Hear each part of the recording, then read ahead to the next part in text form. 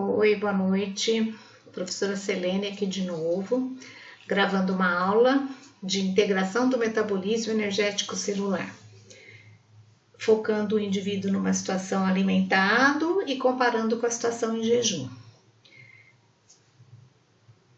Bom, para começar, vou esclarecer um pouquinho o que significa catabolismo e anabolismo. Nós já estudamos esse tema em semestre anterior, mas agora nós temos condições de aprofundar um pouco mais o assunto.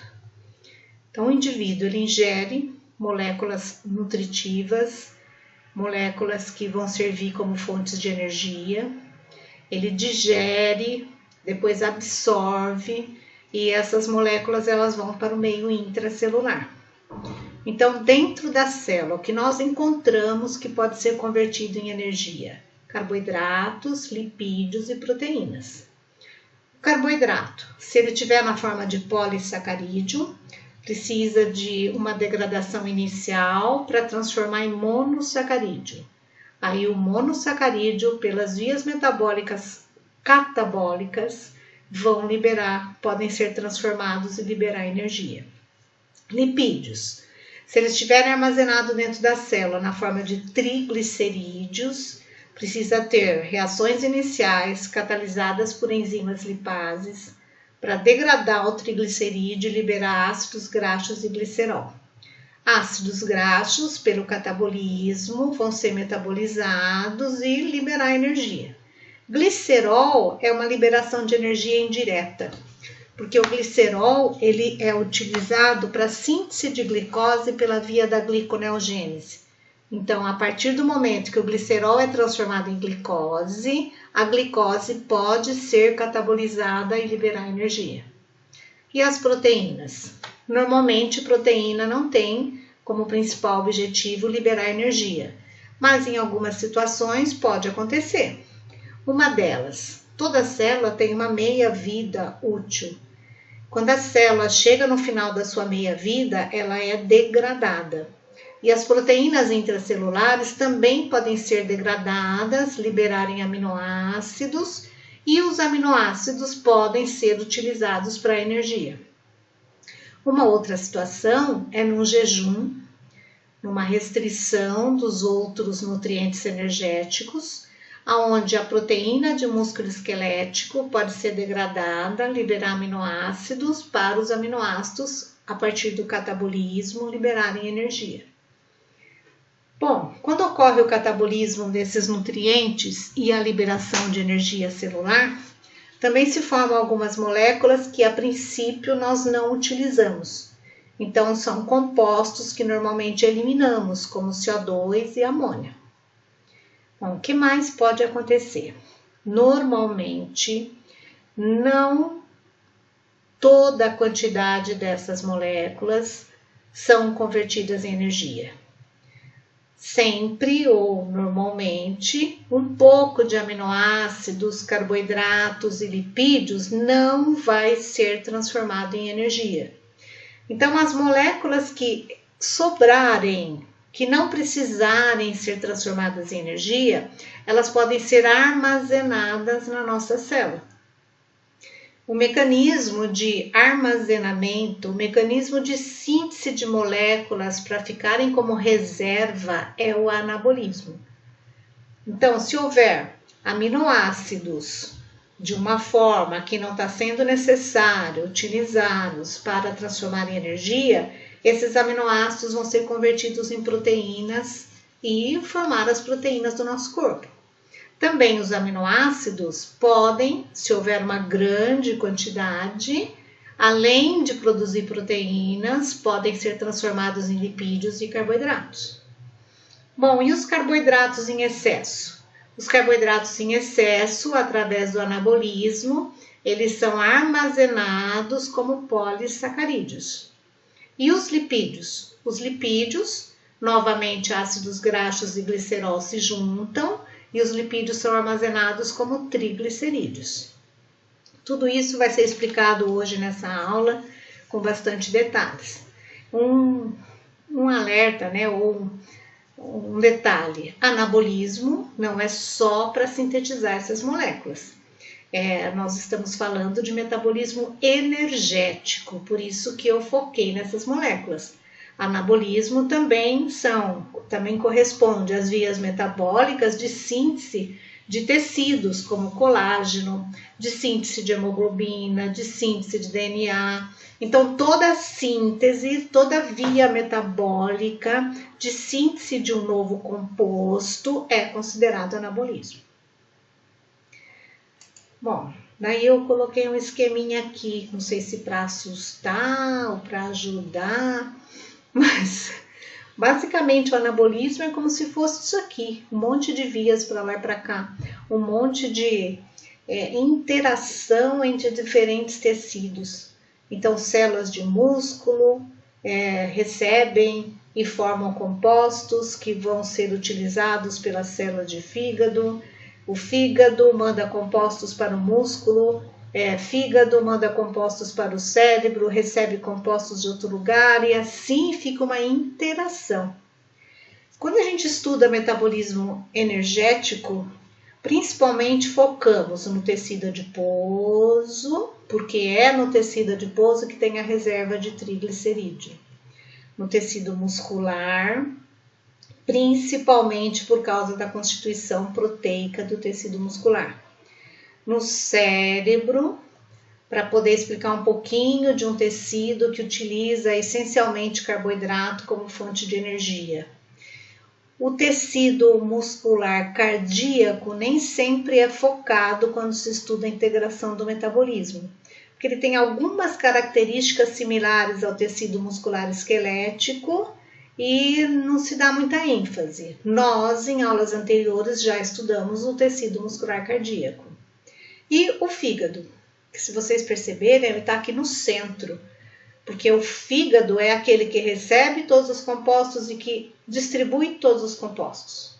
Então, se eu quisesse focar em algumas moléculas em específico aqui, nós poderíamos pensar assim, o cérebro usa o quê? Glicose e corpos cetônicos como fonte de energia.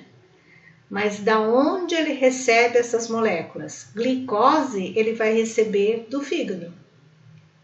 Ah, mas e o fígado também vai mandar glicose para o músculo cardíaco?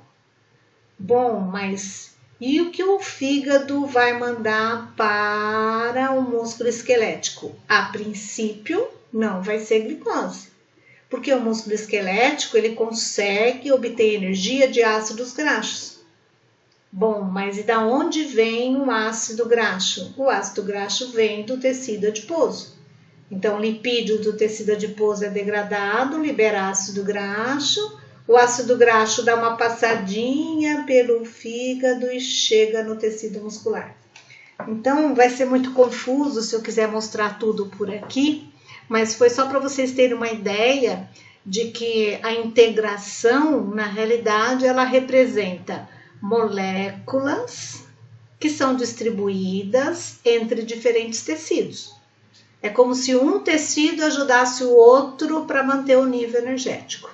Eu vou falar isso com bastante detalhes nos próximos slides. Começando por esse slide aqui. Ele é não colorido, parece feio, mas ele é bem prático para a gente estudar a nossa proposta de aula de hoje. Então, eu vou mostrar o que acontece, integração do metabolismo energético, considerando uma situação alimentado. Muitas vezes, a situação alimentado é também denominada de estado absortivo. Por que isso? Porque significa que o intestino é que está mandando compostos para o nosso sangue.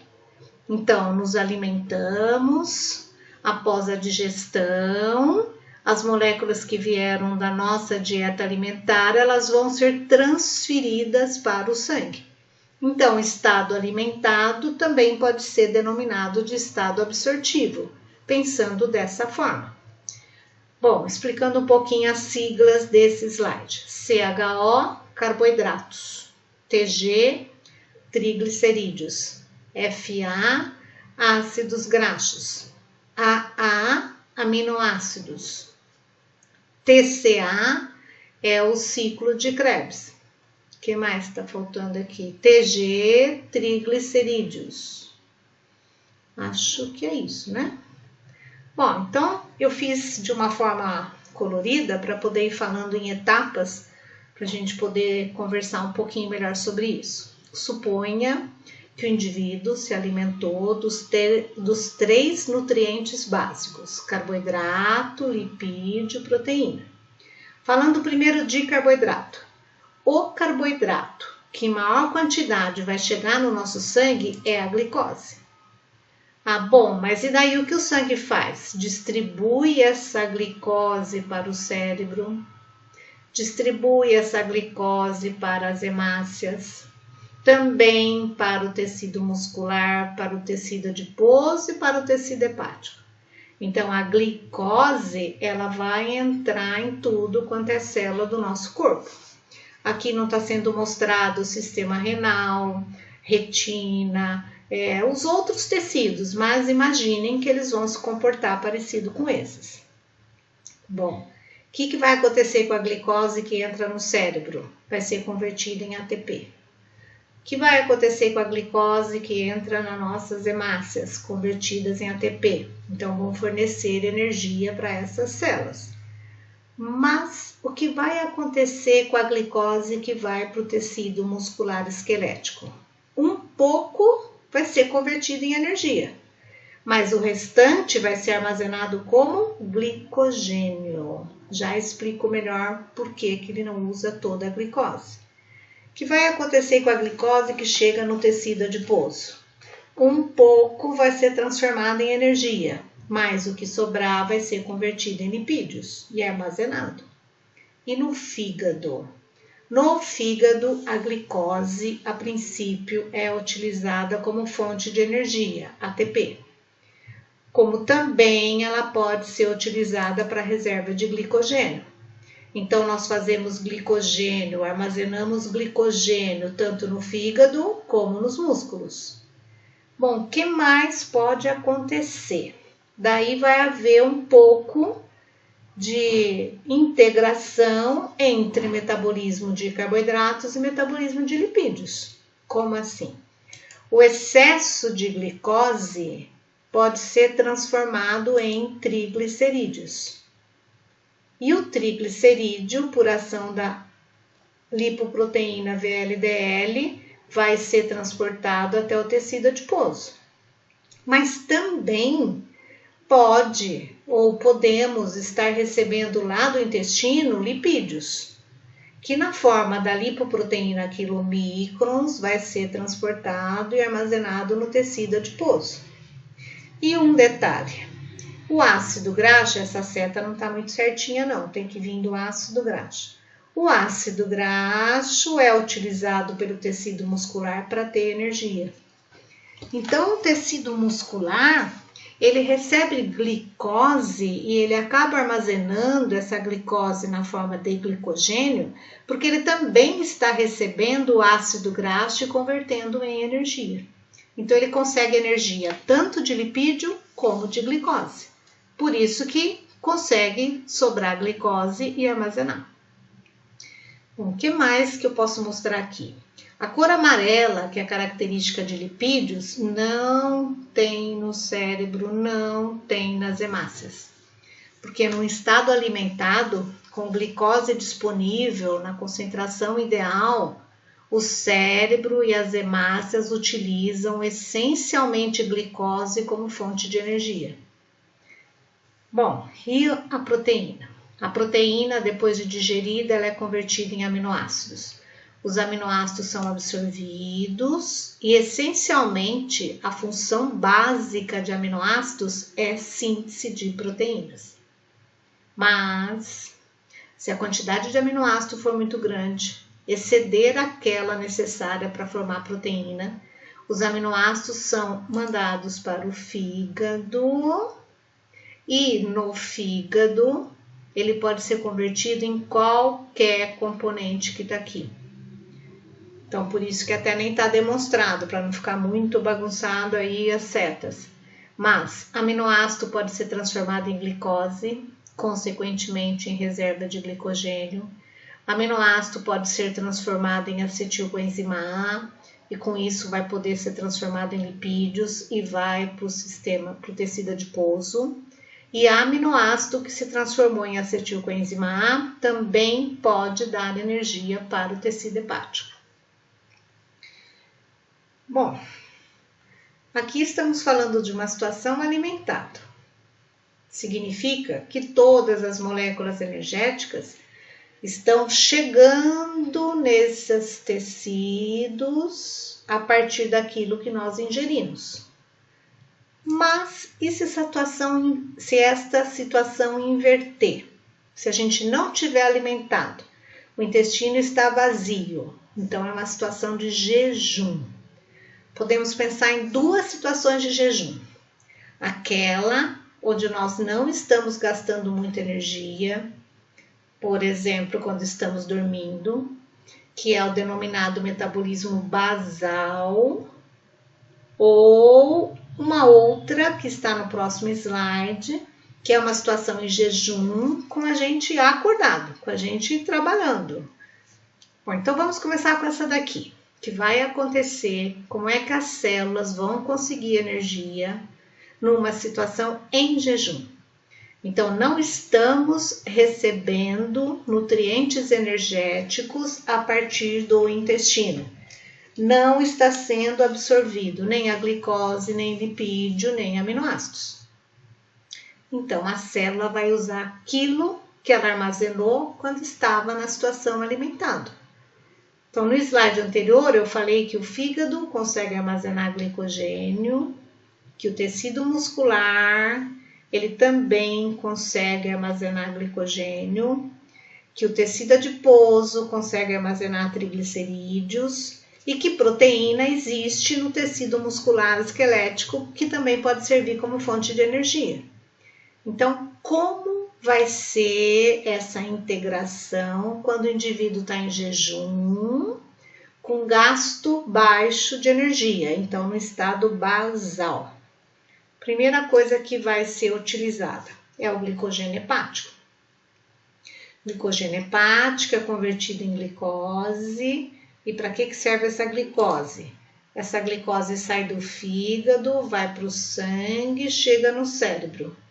No cérebro, ela é usada como fonte de energia. Também essa glicose vai para as hemácias, onde será utilizada como fonte de energia. Bom, mas o que mais pode acontecer além disso? Até de forma concomitante, a utilização da reserva de lipídios do tecido adiposo. Então, o triglicerídeo é degradado em glicerol e ácidos graxos. Os ácidos graxos vão servir como fonte de energia tanto para o fígado como para o tecido muscular.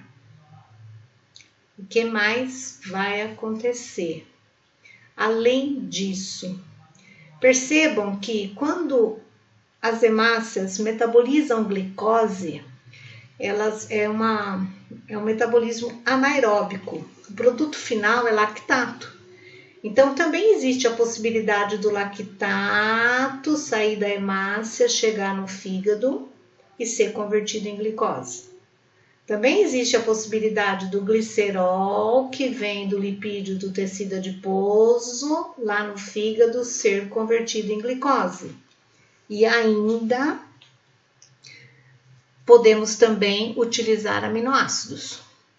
Aminoácidos lá no fígado são convertidos em glicose.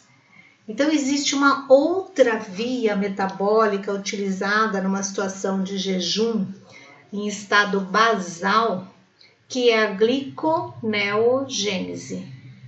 A gliconeogênese é a utilização ou é a síntese de glicose a partir de compostos que o nosso próprio corpo consegue transformar em glicose. Então, não é uma glicose que veio lá da dieta alimentar. Não é uma glicose que veio da reserva de glicogênio. É uma glicose que nós mesmos vamos produzir. Nós vamos sintetizar. Essa via, numa situação basal, ela acaba sendo importante até para poder escoar algumas moléculas que estão lá surgindo no nosso sangue a partir de células que estão sendo degradadas. Então, na meia-vida normal de uma célula, pelo processo de apoptose, as células são degradadas e todos os componentes intracelulares eles são liberados. Numa situação de basal, a gente aproveita aquilo que está sendo liberado de uma célula que entrou em apoptose como fonte de energia, principalmente aminoácidos. Outra coisa que pode acontecer é a formação de corpos cetônicos. Então, o que é corpos cetônicos? Mas no final dessa aula eu vou dar explicações de corpos cetônicos, mas por enquanto, corpos cetônicos são moléculas formadas no fígado a partir de ácidos graxos e a partir de aminoácidos. E os corpos cetônicos saem do fígado, caem no sangue e podem servir como energia para o tecido muscular, numa situação basal. Numa situação de um jejum mais prolongado, corpos cetônicos também são consideradas moléculas energéticas para outros tecidos, como o cérebro. Mas numa situação basal, o nosso organismo vai usar corpos cetônicos como fonte de energia. Então, quando a gente levanta, depois de algumas horas que ficamos dormindo, a quantidade de corpos cetônicos é maior do que durante o dia, indicando que no decorrer da noite nós utilizamos aminoácidos e ácidos graxos na forma de corpos cetônicos. Tudo bem até aí? Então, proteínas degradadas liberam aminoácidos. Aminoácidos servem tanto para a síntese de glicose pela gliconeogênese, como para a síntese de corpos cetônicos. Mas esses aminoácidos não vão vir da degradação de tecido muscular esquelético numa grande quantidade. Não, normalmente são originários de proteínas que estão sendo degradadas naturalmente no nosso corpo. Olha, esse slide está um pouquinho torto, né? Bom, daí nós vamos entrar numa situação de jejum ainda, só que um jejum prolongado significa um jejum que nós não estamos no estado basal. Um jejum que pode ser de muito tempo ou um jejum onde nós estamos andando, caminhando, falando e assim em diante. Como é que vai ser? Como é que nossas células vão ter energia? Então, o glicogênio, numa situação dessa, ele se esgota muito rápido. Eu vou mostrar uns gráficos daqui a pouco para vocês verificarem isso. Se o glicogênio praticamente já acabou, porque o jejum está prolongado, como é que nós vamos continuar obtendo energia? Uma das possibilidades, glicose vai ser necessária principalmente para mandar energia para as hemácias. Ah, mas eu não preciso de glicose para o cérebro? Preciso. Mas se o jejum for muito prolongado, é como se o cérebro fosse bonzinho com as hemácias. Ele vai deixar as hemácias usarem a glicose, porque a única fonte de energia para a hemácia é a glicose. Ah, mas o que o cérebro vai passar a usar se a glicose está coletando, se a hemácia está coletando toda a glicose disponível? O cérebro passa a usar corpos cetônicos. Bom, mas da onde esses corpos cetônicos virão? Então, nós temos algumas situações aqui para considerar. Primeiro, se o glicogênio praticamente acabou, essa glicose não pode acabar, porque a hemácia precisa da glicose. O cérebro também, mas um pouquinho resolve. Maior quantidade é a glicose, é a hemácia. Bom, então nós temos que sintetizar a nossa própria glicose a partir da gliconeogênese. Então, glicerol, que vem da reserva de lipídios do tecido adiposo, aminoácidos, que vem de proteínas, e lactato, que vem da própria hemácia, do metabolismo anaeróbico da hemácia, no fígado, pela gliconeogênese, são convertidos em glicose. aí significa então que vai continuar existindo glicose, pelo menos numa quantidade mínima que possa as hemácias continuarem obtendo energia. Eu tô percebendo que eu tô um pouco cansada, né? Tô com alguns erros aqui de português. Vamos lá, vou tentar me concentrar um pouco mais para falar mais bonitinho para vocês. Bom, e os corpos cetônicos? Eles vão ser formados a partir do ácido graxo originado da reserva de lipídios do tecido adiposo. O ácido graxo ele vai para o fígado. No fígado, parte desse ácido graxo vai ser transformado em energia para as células do próprio fígado. E o que sobrar vai ser transformado em corpos cetônicos. E os corpos cetônicos vão ser muito úteis, principalmente para manter a energia do cérebro, já que o nível de glicose é baixo e que as hemácias estão utilizando essa glicose. Bom, mas da onde mais pode surgir corpos cetônicos? Dos aminoácidos. Aminoácidos também podem ser convertidos em corpos cetônicos. Nós já falamos um pouquinho numa aula anterior e vamos falar mais um pouco na próxima aula, mas toda vez que usamos aminoácidos, tanto faz para produzir glicose como corpos cetônicos, usamos apenas o esqueleto carbônico do aminoácido. Então, a amônia é liberada e é eliminada na forma de ureia pelos rins. Bom, acho que é isso, né? Bom, vamos falar um pouquinho, principalmente de carboidratos.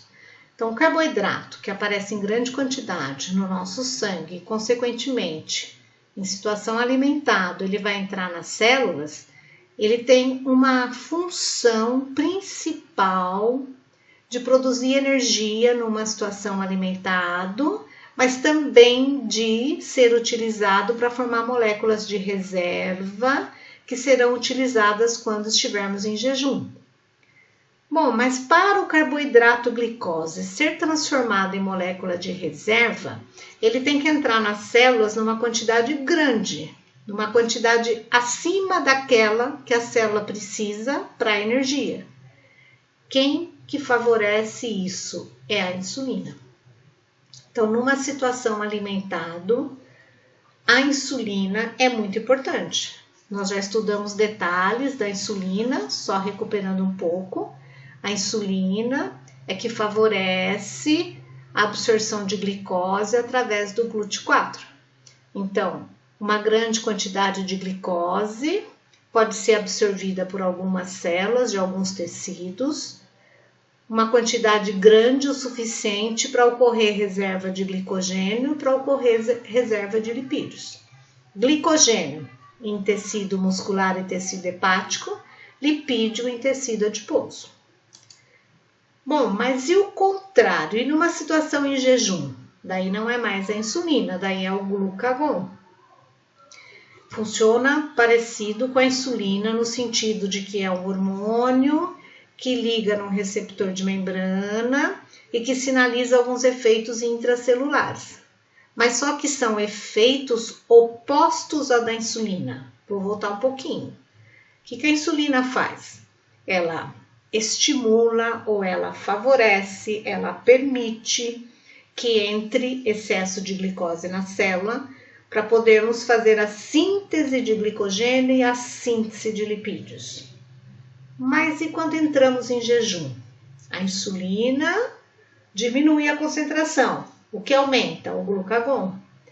E o glucagon, depois de sinalizar algumas etapas intracelulares, o que ele vai estimular? Ele vai estimular aquilo que está em azul aqui, ó, degradação de glicogênio. Vai estimular oxidação de ácidos graxos. Quer dizer que, voltando no slide anterior, tudo que a insulina estimulou para que acontecesse, que é a síntese de glicogênio e a síntese de lipídios, o glucagon vai estimular no sentido contrário, que é a degradação de glicogênio, a degradação de lipídios. Então, o glucagon inibe, esse sinalzinho de menos está dizendo isso, a síntese de glicogênio. E ele estimula a degradação de glicogênio. O glucagon inibe a síntese de lipídios. Ele estimula a degradação de lipídios. E ainda uma terceira situação, que é a síntese de uma nova glicose pela gliconeogênese. É estimulada pelo glucagon. Bom, melhorando um pouquinho isso, ou complicando um pouquinho isso, não sei como vocês vão enxergar a situação. Aqui está representando célula do fígado e aqui representando célula do tecido adiposo. Então, o que o glucagon vai estimular? Numa situação em jejum, o glucagon é sintetizado, secretado no sangue, vai ligar na célula do tecido hepático e vai estimular a degradação de glicogênio. Então, vai estimular o glicogênio ser transformado até chegar em glicose para devolver essa glicose para o sangue. Aí, aonde essa glicose vai? Provavelmente, ou pelo menos em maior quantidade, ela vai ser direcionada para o cérebro e para as hemácias. Bom, mas e o coração? E o sistema renal? E as outras células? Se o glicogênio está em pouca quantidade, só libera a glicose para ser liberado para cérebro e hemácias, como é que vai fazer? Os outros tecidos vão usar reservas do tecido adiposo. Então, o glucagon, ele também estimula vias de sinalização para degradar triglicerídeos e converter em glicerol e ácidos graxos. O que vamos fazer com ácidos graxos? Sai do tecido adiposo, chega nos outros tecidos e é utilizado como fonte de energia. Ainda tem um detalhe, e o glicerol? O glicerol também sai do tecido adiposo, chega no fígado, a partir do glicerol tem síntese de glicose. Então, a gliconeogênese. Além disso, a gliconeogênese também pode ser estimulada ou pode ocorrer a partir de lactato e a partir de aminoácidos, como eu falei em slides anteriores. Então, aminoácidos e lactato. Aminoácidos vêm de proteínas que foram degradadas. Lactato vem de metabolismo energético anaeróbico.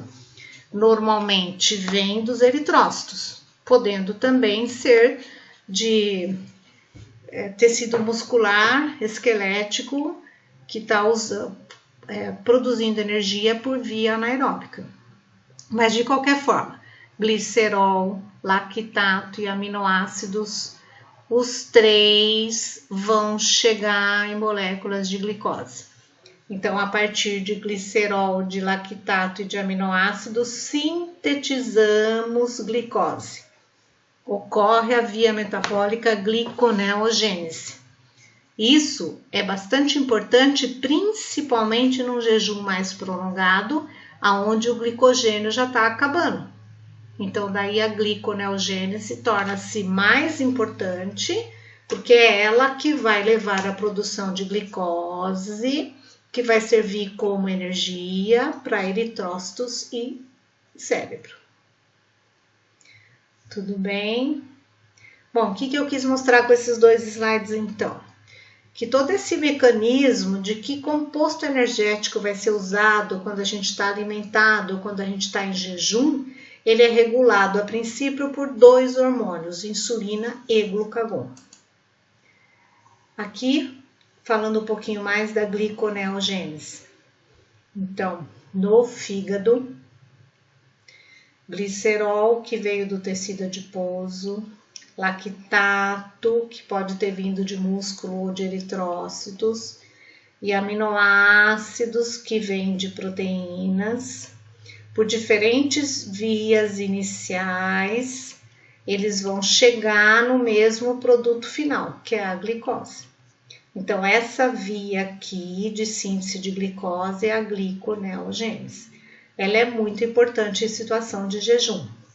Então, olhando um pouquinho aqui essa tabela, as 3 moléculas precursoras de glicose pela via da gliconeogênese: lactato, glicerol e aminoácidos.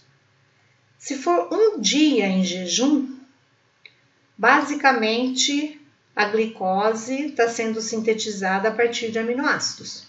Um pouco também de lactato e menor quantidade de glicerol. Mas se o jejum perdurar por mais tempo, percebam que o uso de aminoácidos vai diminuir. Eu vou discutir isso um pouquinho melhor no final da nossa aula, mas essa é uma situação extremamente importante, porque se continuarmos usando aminoácidos quando o jejum for muito prolongado, nós vamos acabar decompondo músculos que são importantes para o nosso organismo. Então, conforme o jejum vai se prolongando, a utilização de aminoácido diminui, de glicerol permanece, isso indica que lipídios são constantemente degradados, e lactato também permanece. Portanto, a síntese de glicose, quando o jejum vai se prolongando, ela também diminui, porque eu não consigo mais utilizar tanto aminoácido quanto no começo do jejum. Falta a gente estar numa aula presencial para vocês me fazerem as perguntas, caso vocês não estivessem entendendo, né? Mas vamos em frente. O que eu tenho aqui é um gráfico. Ele está mostrando a concentração de determinados compostos no sangue em função do tempo de jejum. Então, o 0 quer dizer que não estamos em jejum, estamos alimentados.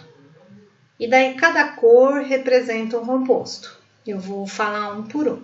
Então, alimentado. O que tem em grande quantidade no nosso sangue é o que está aqui em cinza, que corresponde à glicose.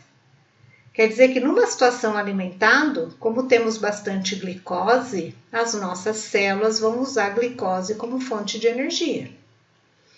Bom, só que com poucos dias o nível de glicose já cai no mínimo, que é aquela quantidade necessária para a subsistência.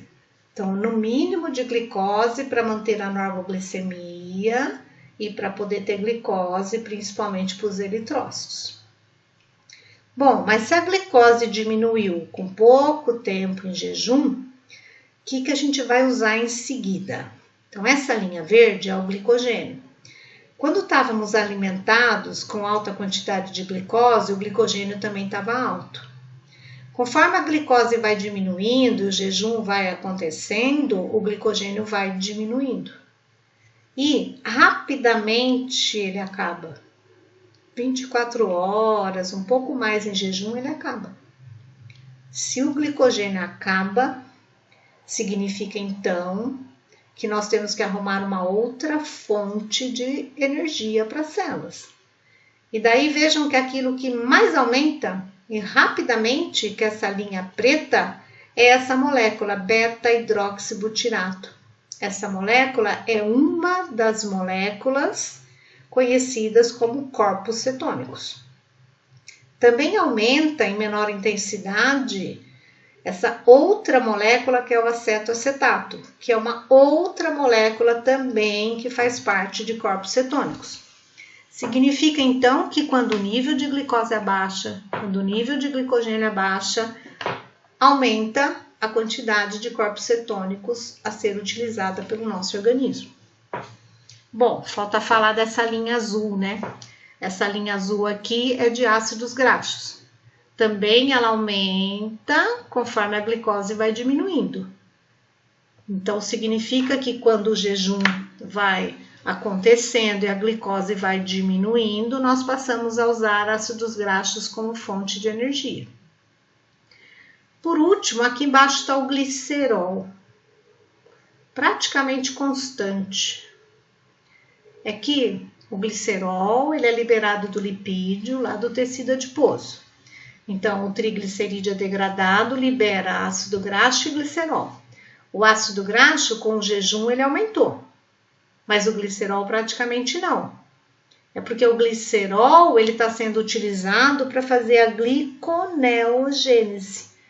Então, você não vai perceber um aumento de glicerol a partir do momento que ele vai ser utilizado para fazer a reserva, para fazer moléculas de glicose.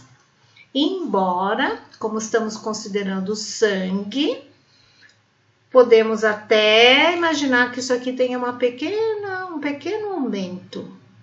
Mas a liberação de glicerol no sangue a partir do tecido adiposo, ela vai estar em equilíbrio com a utilização do glicerol pelo fígado para formar glicose. Então, praticamente, a gente não vê esse aumento.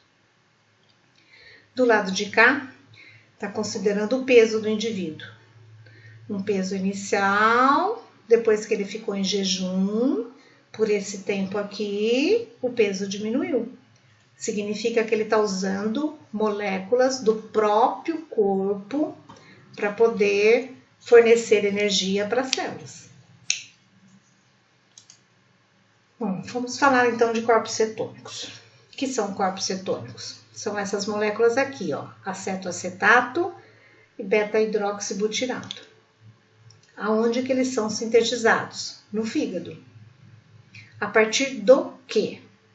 Pode ser sintetizado a partir de glicose, de ácido graxo, de aminoácido, porque na realidade os corpos cetônicos são sintetizados a partir de acetilcoenzima A. Mas não existe lógica pensar na síntese de corpos cetônicos a partir de glicose, porque a própria glicose pode sair do fígado e chegar no cérebro, chegar nos eritrócitos.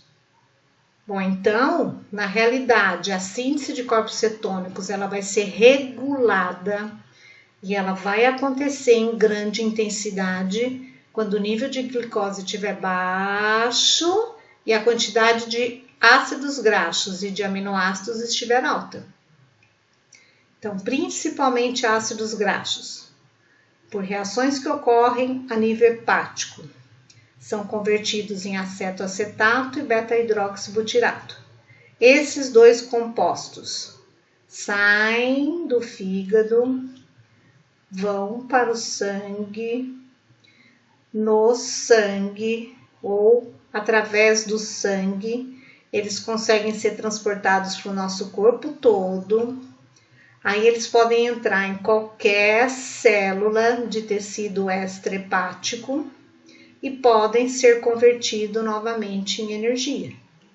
Então, aonde na célula que os corpos cetônicos entrarem, vai ser por reações inversas do que aconteceu no fígado. O acetilcoenzima A vai ser recuperado, vai para os ciclos de Krebs e gera ATP. Temos algumas ponderações aqui.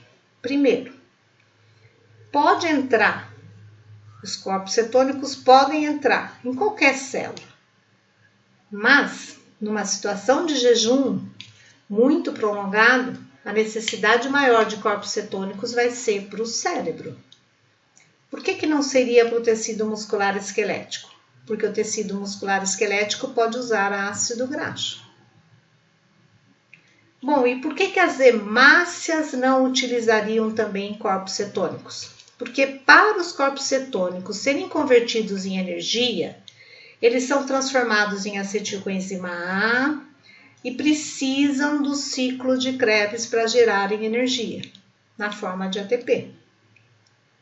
Hemácia, eritrócito, não tem mitocôndria, não tem ciclo de Krebs. Então, os eritrócitos não conseguem utilizar corpos cetônicos como fonte de ATP. Bom, eu coloquei uns termos aqui que para a área médica é muito importante, né?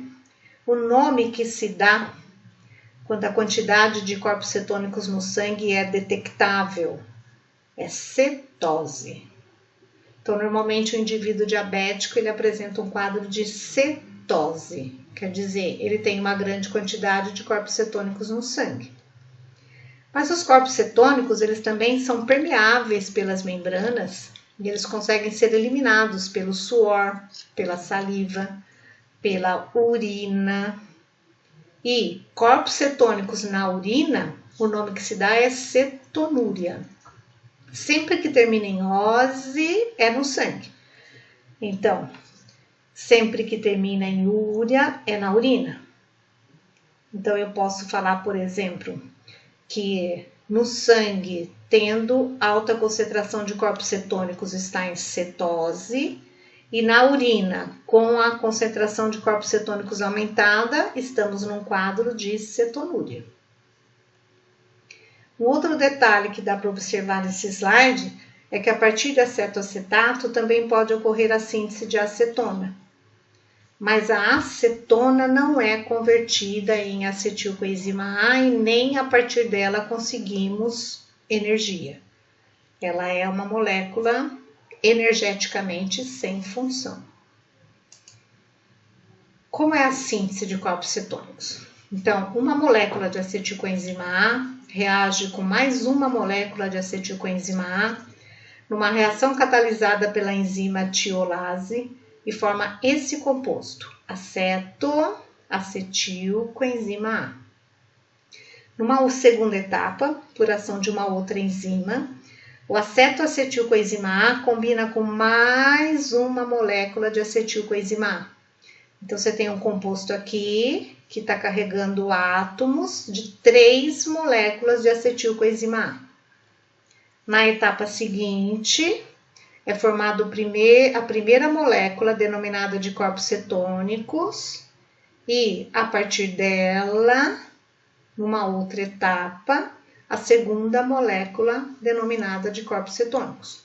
Então, quais são as moléculas que podem ser convertidas em energia? Acetoacetato e beta-hidroxibutirato. A acetona, embora ela seja formada em pequena quantidade, ela não é convertida em energia. Vou falar mais um pouquinho disso. Voltando no slide anterior. Quer dizer que no fígado, a partir do acetilcoenzima A, originado principalmente de ácidos graxos, podendo em jejum também ser de aminoácidos, ocorre a síntese dos corpos cetônicos. Bom, mas e daí? Os corpos cetônicos vão sair do fígado, cair no sangue e chegar num outro tecido. Quer dizer que ele é sintetizado no fígado e depois ele é degradado em outro tecido. Então, recordando do slide anterior, o que é ou quais são as moléculas denominadas de corpos cetônicos? Acetoacetato e beta-hidroxibutirato. Então, eles saíram do fígado, caíram no sangue e chegaram em um outro tecido extrahepático. Aí o beta-hidroxibutirato é reconvertido a acetoacetato, ainda reconvertido a acetoacetilcoenzima A e, por último, liberam-se 2 moléculas de acetilcoenzima A. Acetilcoenzima A é a primeira molécula para fazer o ciclo de Krebs funcionar. Então, a partir dos corpos cetônicos, nós temos o substrato para o ciclo de Krebs, onde a energia vai ser gerada e disponibilizada na forma de ATP. Basicamente seria assim, né? Esse é uma figura de um artigo recente. Eu coloquei na referência para quem tiver interesse, muito interessante esse artigo e com coisas novas, informações bem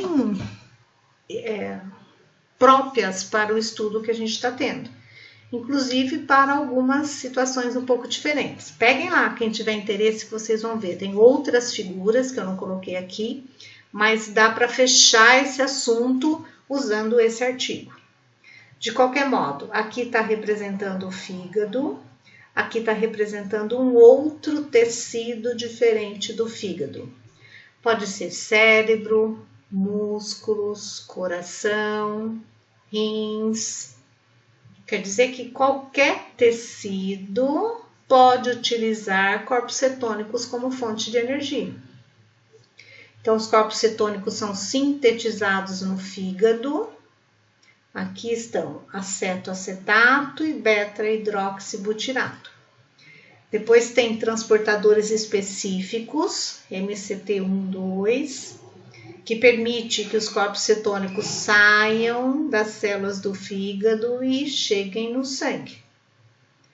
No sangue, eles são transportados e atingem outros tecidos, outras células, que também têm transportador para permitir a entrada dos corpos cetônicos. Aí os corpos cetônicos são reconvertidos a acetilcoenzima A. Isso vai fazer com que o ciclo de Krebs possa funcionar e tenha a produção de ATP. Na aula da semana que vem, a gente vai falar um pouquinho disso também e vai relacionar com sistema renal, vamos relacionar com cetoacidose, algumas coisas que a gente já estudou, mas eu deixei para a semana que vem, tá?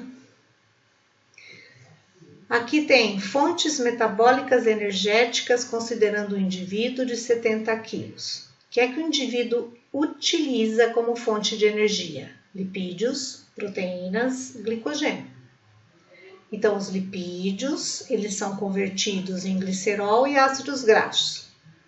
Ácidos graxos podem ser convertidos em corpos cetônicos. Portanto, o que o indivíduo efetivamente usa como fonte de energia, ácidos graxos e corpos cetônicos. Aí o glicerol que vem do lipídio, ele vai ser convertido em glicose para depois ser utilizado como energia. Bom, e as proteínas? As proteínas, elas têm que ser convertidas em aminoácidos. Os aminoácidos também são precursores de glicose. E eles próprios, nós já estudamos na aula da semana passada, podem ser convertidos em intermediários do ciclo de Krebs e gerar energia. Como também, a partir de aminoácidos, podemos fazer a síntese de corpos cetônicos. E o glicogênio? O glicogênio é fonte de energia a partir da glicose que é liberada do glicogênio. Mas o que o indivíduo utiliza em maior quantidade? Então, olhando essas massas aqui, a gente percebe que disponibilizado para o indivíduo converter em energia, basicamente é lipídio. Proteína um pouco e glicogênio tem muito pouco no nosso corpo. Então, a nossa reserva de glicogênio, ela resulta em pouca quantidade de energia. Por isso que, em jejum, a reserva de glicogênio acaba rápido. Mas e a reserva de lipídios? Ela, além de resultar numa quantidade de energia muito maior, nós já estudamos isso também na beta-oxidação de ácidos graxos, nós conseguimos ter uma quantidade de lipídios muito maior do que de glicogênio. Então, num jejum prolongado, o lipídio vai ser de extrema importância para nos fornecer energia. E as proteínas também, embora a quantidade de energia de uma proteína é menor do que de um lipídio.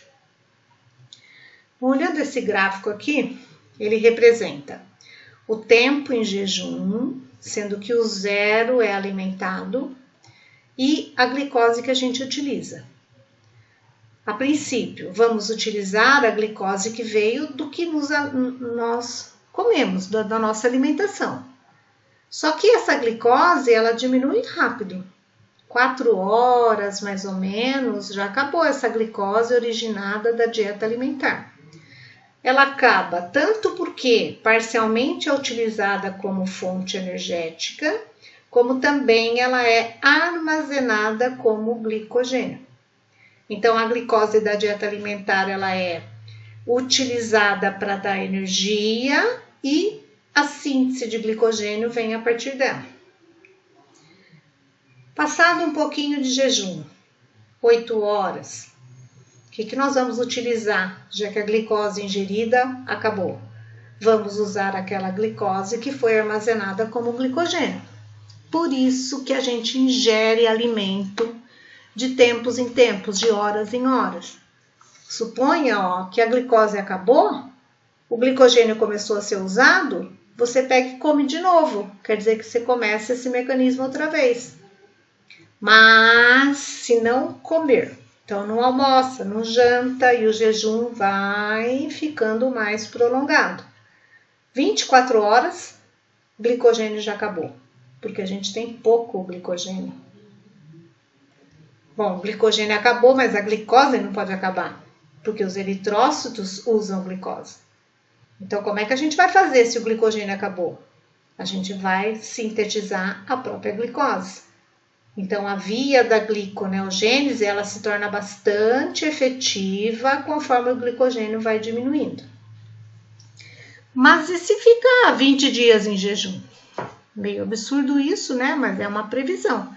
20 dias em jejum até a gliconeogênese já está muito baixa. Isso indica que o cérebro, por exemplo, não pode mais usar glicose. Esse tantinho de glicose que tem vai ser só para os eritrócitos.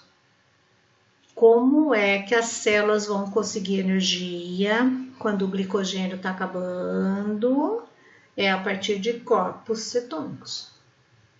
Então, quando o nível de glicose no sangue está dentro daquela faixa normal, normoglicemia, tecidos como coração, músculo esquelético, sistema renal, já não está mais utilizando glicose em grande quantidade para energia. Está usando corpos cetônicos, está usando ácidos graxos. Então, conforme o nível de glicose vai abaixando, de corpos cetônicos e de ácidos graxos vai aumentando. Só que não pode a glicose chegar a zero, por causa das células que são exclusivamente dependentes de glicose. Vamos melhorar essa explicação. Então, aqui tem de novo, 0 é alimentado. A partir do 0, dias em jejum. E a concentração de alguns compostos no sangue. Glicose alimentado, ela está na quantidade normal no sangue. Conforme vai acontecendo o jejum, a glicose diminui. Mas ela não chega a zero. Embora o glicogênio acabe, tem a gliconeogênese para sintetizar a glicose. Mas se a glicose diminuiu e a quantidade é mínima, outras moléculas vão ser utilizadas como fonte de energia. Então, conforme a glicose diminui, aumenta beta-hidroxibutirato e acetoacetato, que são as duas moléculas denominadas de corpos cetônicos. Também aumenta ácido graxo. A acetona aumenta, mas ela não serve para energia. O gráfico da próxima slide é mais complicado ainda, porque ele faz uma relação com os hormônios. Mas calma, vamos pensar traçado por traçado. Então, 0 alimentado. Se nós estamos alimentados, nós temos que entender que a glicose está alta e corpos cetônicos baixos. Ácidos graxos baixos. E quando a glicose está alta, a insulina também está alta. A insulina vai possibilitar que o excesso de glicose entre na célula. Por isso, a glicose no sangue vai abaixar em algumas horas, conforme a insulina também vai abaixar. Bom, mas se a insulina abaixou, se a glicose abaixou, quer dizer que nós já estamos chegando numa situação de umas 2, 4 horas sem comer. Então, conforme a insulina vai abaixando, o glucagon, que é o hormônio oposto da insulina, vai aumentando. E conforme o glucagon vai aumentando a utilização de ácidos graxos e de corpos cetônicos. Bom, se a insulina abaixou, a glicose abaixou, ao ponto que nós já estamos utilizando ácidos graxos e corpos cetônicos, isso é porque o glicogênio também está chegando a zero. Difícil? Tô bebendo uma água aqui para renovar minhas cordas vocais. Aí vem uma coisa um pouquinho fora desse padrão de insulina glucagon. que é um outro hormônio, que é o cortisol. O cortisol é um hormônio que regula o metabolismo. E ele regula o metabolismo de que modo? Ele começa a direcionar se tem muito aminoácido sendo usado ou se tem muita glicose sendo usada, ele vai dando uma organizada nisso tudo. Mas também o cortisol é considerado um hormônio que aumenta a sua concentração numa situação de estresse. Por que isso? Porque o cortisol ele estimula vias que vão levar a fontes energéticas numa situação onde, se o indivíduo está estressado, ele não está conseguindo utilizar direito os outros nutrientes. Então, o que o cortisol estimula? Ele vai estimular a utilização de aminoácidos, o metabolismo de aminoácidos, para, através da gliconeogênese, produzir glicose e manter a normoglicemia e ainda poder refazer a reserva de glicogênio. Então, vocês podem verificar em estudos que costuma-se dizer que com a ação do cortisol a massa muscular esquelética diminui. Exatamente porque o cortisol ele estimula a utilização de aminoácidos para manter o nível de glicose e de glicogênio. Quando utilizamos aminoácidos, só utilizamos o esqueleto carbônico. Então, o nitrogênio, o radical amino do aminoácido, tem que ser convertido em ureia e eliminado pela urina, que nós já estudamos isso. Vocês já viram esses slides do semestre passado, mas eu coloquei de novo para a gente poder ficar com essa matéria bem fixa aí, porque é necessário para continuar a sua vida de futuro médico, né? Então, aqui tem o fígado. As cores das setas indicam assim, o que está em azul é de carboidrato, o que está em verde de aminoácidos e o que está em amarelo é de lipídios. Então, numa situação absortiva, o indivíduo está alimentado. No sangue desse indivíduo está chegando glicose, está chegando aminoácidos, está chegando lipídios. Essas moléculas elas são originárias lá do intestino. Bom, por que aqui não está escrito lipídio? Porque o lipídio no sangue é transportado como lipoproteína. E também não está escrito intestino, porque antes de chegar no sangue, os lipídios passam pelo sistema diferente até atingir o sangue. Eles são modificados. Então, como que é o metabolismo na célula do tecido hepático? Glicose é metabolizada, tendo duas possibilidades aqui de seguir. Ou essa glicose pode seguir o caminho de chegar no ciclo de Krebs e gerar ATP, ou essa glicose pode seguir o caminho de fazer reserva de glicogênio. Ainda tem uma terceira possibilidade. A glicose pode ser convertida em lipídios.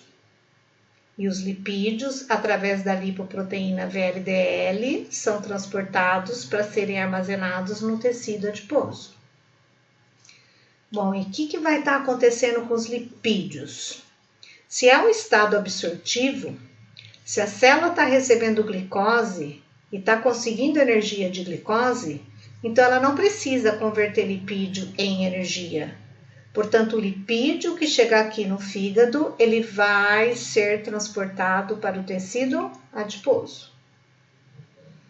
Da onde mais as células podem conseguir energia? De aminoácidos. Então, aminoácidos que vieram das proteínas que o indivíduo ingeriu são, a princípio, necessários para a síntese de proteína. Mas, se for em excesso, também podem ser convertidos em energia, podem ser convertidos em acetilcoenzima A e, numa segunda etapa, em lipídios, como também eles podem gerar glicose.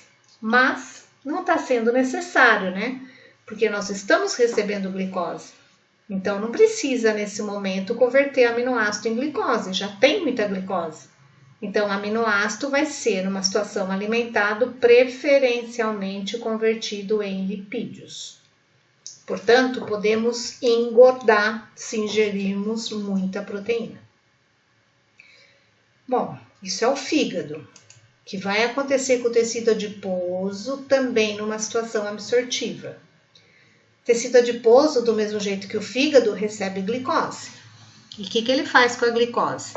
Ele transforma a glicose em acetilcoenzima A para conseguir energia. Ah, mas ele também pode pegar o excesso de glicose e converter em lipídios. O que mais está chegando lá no adipócito, no tecido adiposo? Está chegando lipídio que veio da dieta alimentar. E está chegando lipídio na forma de VLDL. Onde foi formado o VLDL? Voltando no slide anterior. Ele foi formado no fígado. Então, VLDL é a forma de transporte de lipídios que estavam originalmente no fígado. Esses lipídios, eles podem também virem a partir da dieta, como eles podem ter sido sintetizados a partir do excesso de glicose. Então, o tecido adiposo está recebendo lipídios de duas origens, direto da dieta alimentar ou do sistema hepático. Bom, e o tecido muscular? O tecido muscular, se está no estado absortivo e tem bastante glicose, ele usa a glicose como fonte de energia. Então, a glicose é metabolizada, vai para o ciclo de Krebs, gera ATP. Como também ele consegue pegar excesso de glicose, porque o transportador é GLUT4, que é regulado pela insulina, ele consegue pegar excesso de glicose e converter em reserva de glicogênio. Mas, se for o tecido muscular cardíaco, se for um tecido muscular em atividade, só a glicose não é suficiente, porque senão acabaria a glicose, daí iria faltar glicose para as outras células. Então, se o músculo esquelético for de um indivíduo que está praticando atividade física, ou se for considerado um músculo cardíaco, ácidos graxos também são utilizados como fonte de energia. O músculo, além disso, ainda recebe aminoácidos. E o que ele faz com os aminoácidos?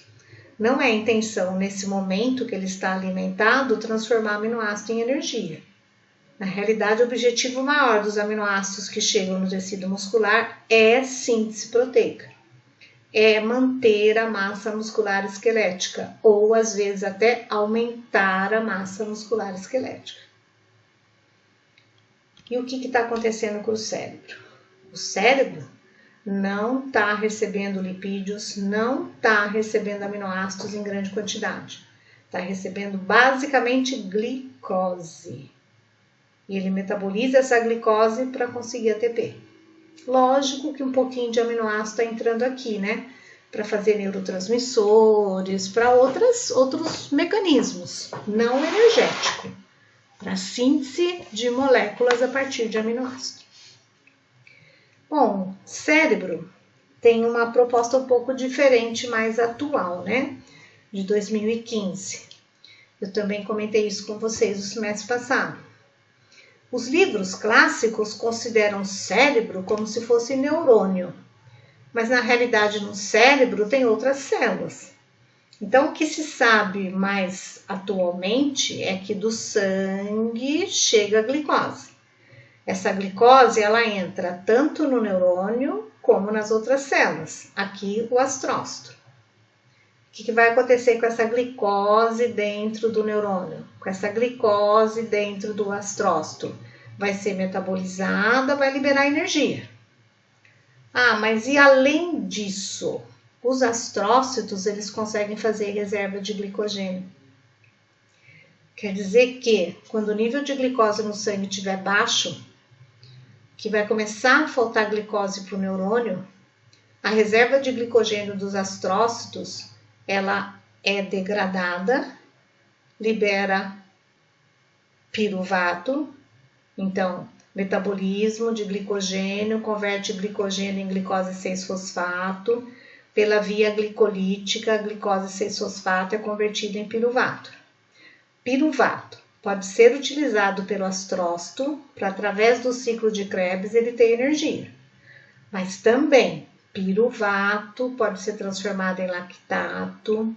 O lactato, ele consegue sair dos astrócitos e entrar no neurônio.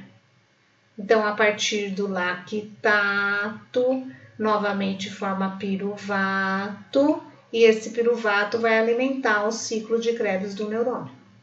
Então, a energia aqui no neurônio, ela pode vir direto da glicose, que é absorvida, como ela pode vir lá da reserva original de glicogênio dos astrócitos. O neurônio não faz reserva de glicogênio. Por isso que os livros clássicos consideram que o cérebro não tem reserva de glicogênio, mas é um conceito já ultrapassado. Bom, e estado de jejum? Vai ser diferente disso. Esse slide eu coloquei tudo junto, já que nós estamos tendo aula online, vocês conseguem enxergar, né? Quando é na sala de aula é impossível enxergar esse slide, mas aqui vocês conseguem ver tudo junto. Então, o intestino, se é no estado alimentado, está sendo absorvido a partir do intestino a glicose. Essa glicose ela vai ser distribuída para todas as células de todos os tecidos. E num primeiro momento, essa glicose ela vai servir como fonte de energia. Então, a glicose vai fazer o ciclo de Krebs funcionar e vai gerar energia. O que mais pode acontecer com a glicose? Excesso de glicose no tecido hepático vai ser convertido em glicogênio. Ou ainda pode ser convertido em lipídios. E os lipídios sintetizados lá no fígado vão ser mandados para o tecido adiposo, onde eles serão armazenados.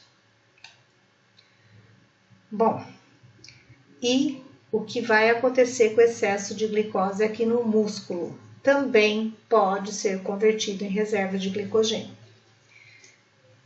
Também está sendo absorvido a partir do intestino lipídios.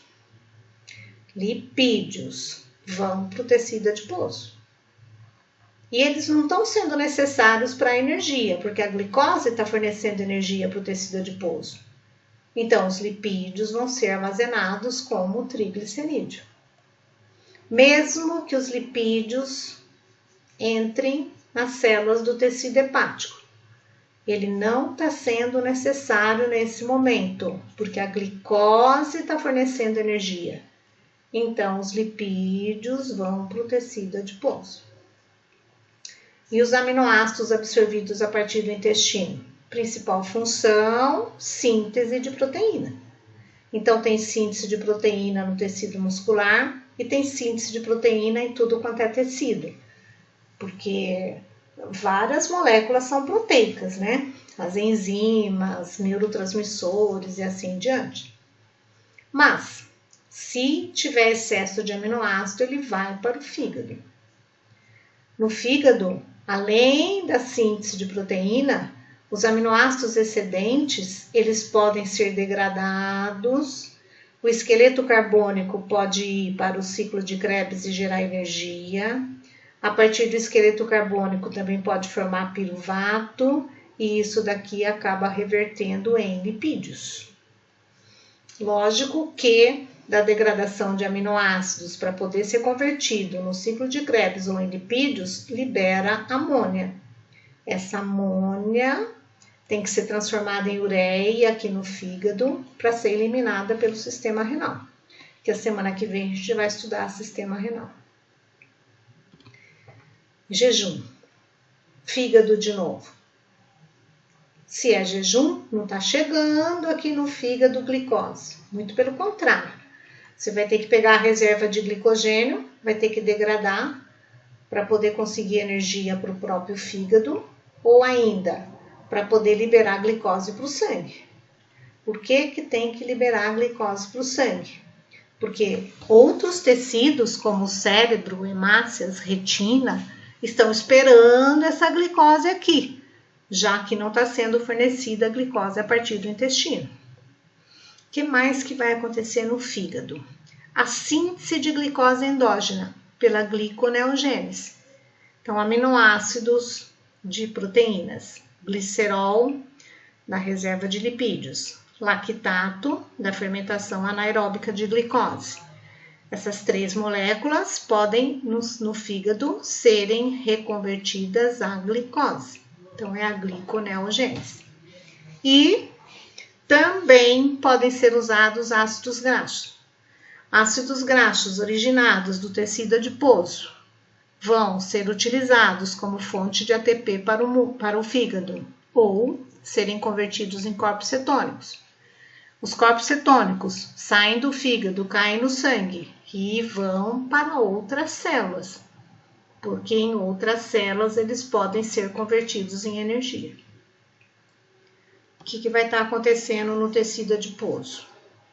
Ele, quando alimentado, fez a reserva de triglicerídeos.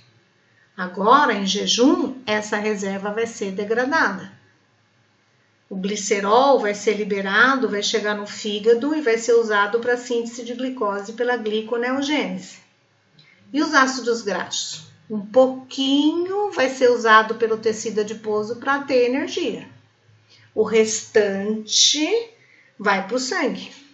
E daí pode chegar, por exemplo, em músculo cardíaco, em músculo esquelético e ser convertido em energia. Ou, voltando um pouquinho, pode chegar aqui no fígado para serem convertidos em corpos cetônicos. E como é que fica a proteína? Quando alimentado, a proteína conseguia energia de glicose e de ácidos graxos.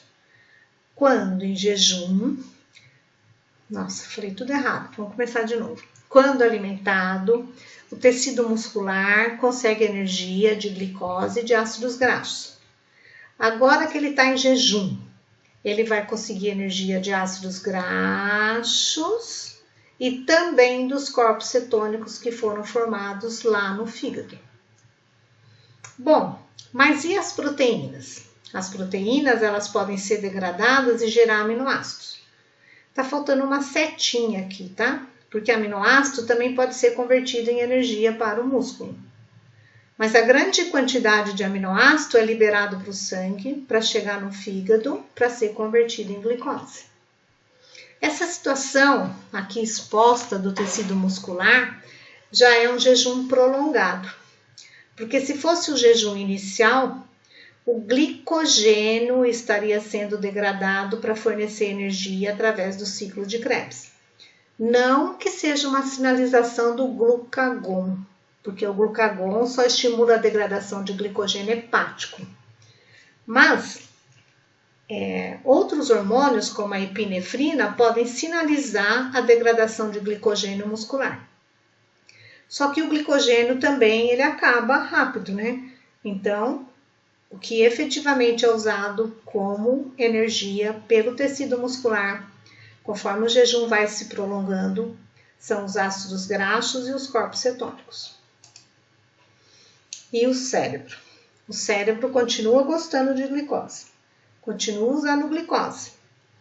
Essa glicose, provavelmente, no começo do jejum, ela é originária do glicogênio hepático. Em fases mais prolongadas de jejum, ela é originária da gliconeogênese hepática. E pode acontecer de chegar um momento que ela é muito baixa, que o que tiver de glicose vai ser fornecido principalmente para os eritrócitos.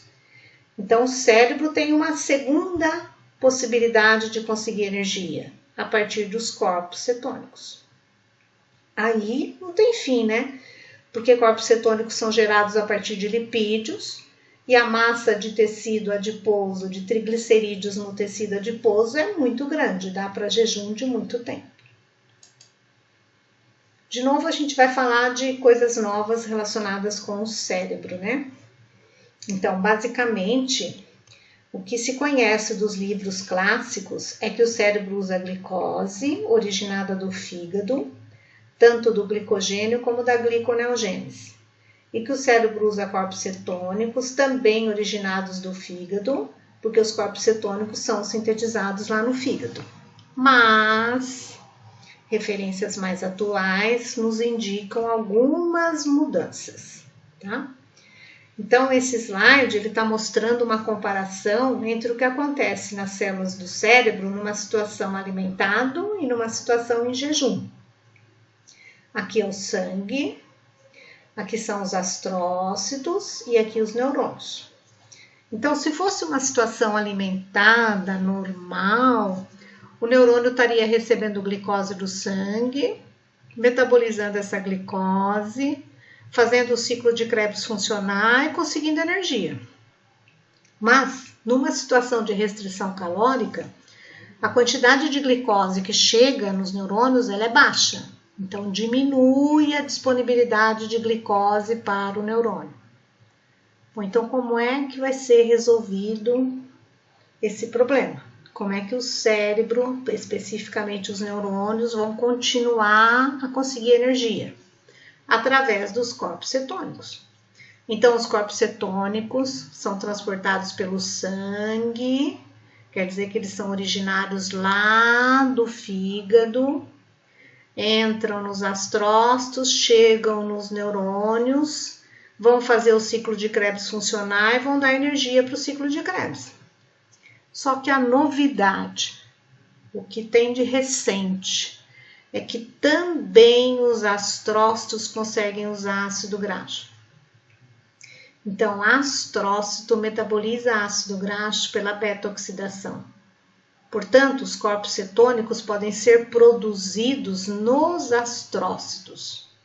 Então, aumenta a quantidade de corpos cetônicos quando em jejum, originados do sangue, que vem lá do fígado, como também produzido aqui nos astrócitos.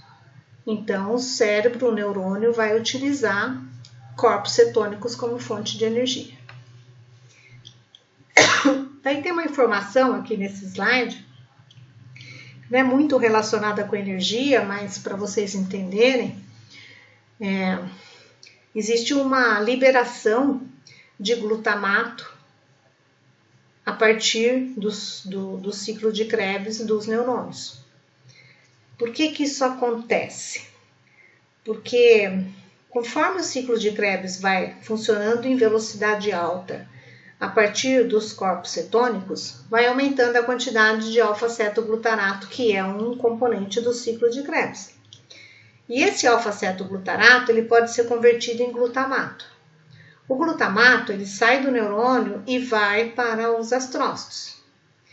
Isso daqui já vai mudar um pouco a situação do cérebro, fluxo sanguíneo, porque o aumento de glutamato, ou melhor, o aumento do fluxo sanguíneo devido aos corpos cetônicos, à situação de restrição calórica, ele vai favorecer que chegue muitos corpos cetônicos aqui nos neurônios, vai fazer o ciclo de Krebs caminhar mais rápido e vai aumentar a produção de glutamato. Quer dizer que é como se tem todo um ciclo envolvido aqui. O excesso de corpos cetônicos vai fazer com que seja produzido excesso de glutamato. E esse glutamato, a partir de uma ligação com os astrócitos, é transformado em glutamina. Glutamina reverte, volta para os neurônios. Por que isso acontece, né? Por que essa situação ela existe? Não sei se vocês vão lembrar de aulas anteriores, lá do semestre anterior, dos neurotransmissores. O glutamato é um neurotransmissor. Então, o glutamato, ele tanto é neurotransmissor por si só, como o glutamato é neurotransmissor porque a partir dele forma o GABA. Então, toda essa regulação aqui de fluxo sanguíneo, de fornecimento de corpos cetônicos, muda a sinalização neurológica também do sistema nervoso. Então, aumenta a atividade neuronal. Bom, estamos quase chegando no fim, tá? Esse é um artigo que mostra pra gente que eles mediram esses compostos aqui. Glicose 1-fosfato é um intermediário do metabolismo de glicose. Lactato é o composto final lá da via glicolítica, quando a situação é anaeróbica. beta-hidroxibutirato é um dos componentes dos corpos cetônicos. E aqui o total de corpos cetônicos. Então vejam que interessante. Conforme vai tendo restrição calórica, conforme vai aumentando o tempo em jejum, diminui a utilização de glicose, diminui a formação de lactato, quer dizer que diminui o metabolismo de glicose, quando compara um indivíduo que teve restrição calórica com um indivíduo sem restrição calórica. Mas se diminui a utilização e o metabolismo de glicose, é porque aumenta a produção de corpos cetônicos. Então, o cérebro, numa situação de restrição calórica, ele passa a utilizar menos glicose, porque ele passa a utilizar maior quantidade de corpos cetônicos. As outras duas colunas é que está comparando o indivíduo idoso com o indivíduo jovem. Tem uma pequena diferença também, né? Você vê que o jovem utiliza mais glicose, mas ele não forma muito lactato, então provavelmente ele usa o ciclo de Krebs em relação ao idoso, que forma mais lactato. Então o idoso está fazendo também metabolismo anaeróbico. E comparando os corpos cetônicos, os idosos produzem menos corpos cetônicos numa situação controle, numa situação alimentado, do que o jovem. Então, quer dizer que o idoso, numa situação alimentado, prefere metabolizar a glicose de forma anaeróbica para conseguir energia do que utilizar corpos cetônicos.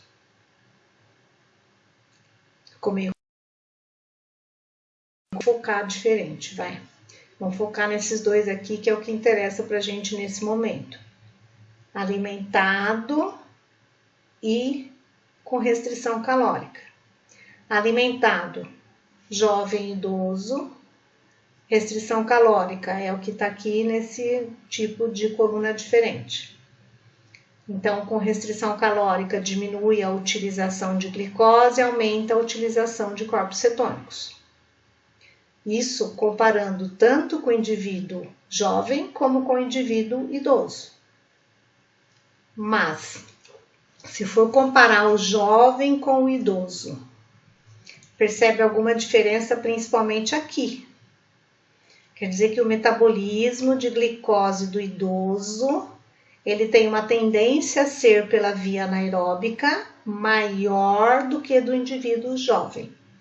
Os dois utilizam glicose, só que o jovem produz menos lactato, é menos intenso o metabolismo anaeróbico.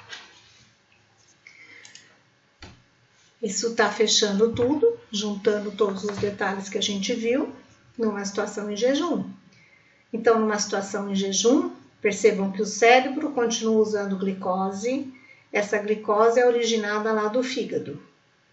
Essa glicose pode ser do glicogênio degradado no fígado, como pode ser da gliconeogênese. Bom, o que mais o cérebro pode usar? Corpos cetônicos. Esses corpos cetônicos também são originados lá do fígado, tradicionalmente, né? Porque acabei de mostrar uma coisa um pouquinho diferente. E esses corpos cetônicos originados do fígado, eles foram sintetizados a partir de ácidos graxos. Bom, da onde esses ácidos graxos vieram? Principalmente do tecido adiposo. Mas e esse ácido graxo que veio do tecido adiposo só serve para formar corpos cetônicos? Não, ele também pode ser utilizado, principalmente pelo tecido muscular, para obter energia. E os aminoácidos? Aminoácidos, numa situação em jejum, o principal objetivo não é síntese proteica, pelo contrário, é a degradação de proteína. E os aminoácidos são precursores da síntese de glicose. quem estimula ou que hormônio é responsável por esse equilíbrio numa situação em jejum? Glucagon e adrenalina. Glucagon atua principalmente na degradação de lipídios do tecido adiposo e de glicogênio do fígado. E a adrenalina atua principalmente na degradação de glicogênio do tecido muscular e também de proteína. E aqui? Aqui é para mostrar, conforme vai ocorrendo o jejum, qual a predominância que o indivíduo adulto de 70 quilos usa em termos de nutriente. Então, o triglicerídeos, que está armazenado no tecido adiposo, ele produz uma grande quantidade de energia. E ele consegue fornecer energia para o indivíduo num período de até 60 dias em jejum. Bom, glicogênio armazenado no fígado fornece uma quantidade de energia menor. E ele fornece energia por horas, por pouco tempo de jejum. Glicogênio do tecido muscular fornece uma quantidade de energia pequena em relação a lipídios e também consegue manter energia por tempo muito pequeno em relação a lipídios. Glicose, que já está no sangue, ela fornece pouca energia e a quantidade de tempo que ela está disponível para fornecer energia quando entra em jejum é muito baixa. E proteína do tecido muscular? Tem uma quantidade de energia até que boa, né? Muito maior do que as outras, e consegue manter ou ajudar os lipídios a manterem a nossa energia por até 17 dias. Mas depois, a gente não utiliza mais proteína, a gente continua usando lipídios. Quer dizer que no início de um jejum, preferencialmente vamos usar o glicogênio como fonte de energia. Se o jejum vai ficando um pouco maior, de alguns dias, nós utilizamos tanto proteína de tecido muscular esquelético como lipídio. Mas se o jejum vai ficando muito longo, a utilização de proteína tem que diminuir. Porque senão a gente vai parar de andar, parar de se mexer.